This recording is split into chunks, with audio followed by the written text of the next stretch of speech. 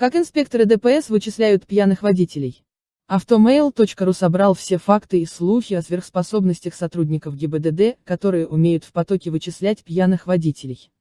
В стремлении очистить улицы от водителей, находящихся в состоянии алкогольного или наркотического опьянения, а также снизить число аварий по их вине, власти прибегают к новым мерам.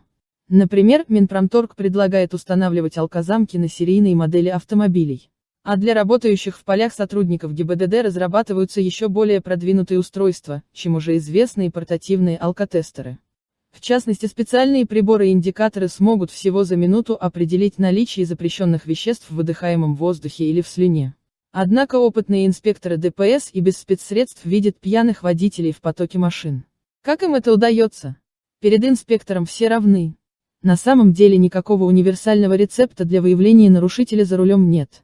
Сотрудники ГИБДД не присматриваются к какой-то конкретной марке или модели машин в потоке, если только на инструктаже перед выходом на смену до личного состава не доводился список угнанных за последнее время машин.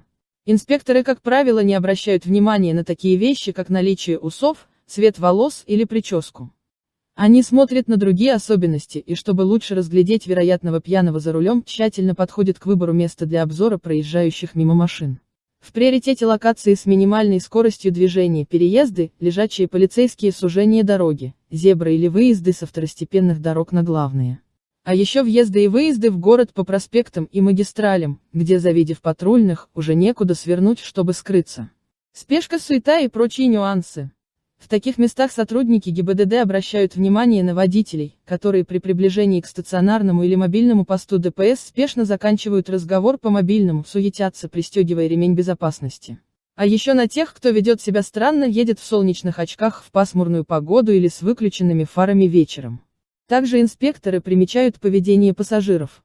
Например, кто-то, завидев служителей порядка, норовит спрятаться за спинкой сиденья. В зону особого внимания нередко попадают автомобили с регистрационными знаками других стран. Как правило, они ввозятся на время и после окончания отведенного им по документам срока продолжают ездить уже нелегально.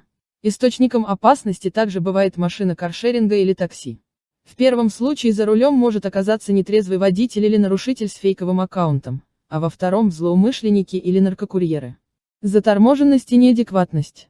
Внимание инспекторов привлекают и машины, выделяющиеся в потоке своим поведением. Те, кто петляет по дороге, едет не соблюдая разметку, позже всех стартует со светофора, претендент на остановку для проверки документов. Особенно если водитель выглядит усталым и демонстрирует заторможенность реакции на происходящее вокруг. Ведь у пьяных и подвыпивших замедляются реакции, рассеивается внимание и сужается область зрения.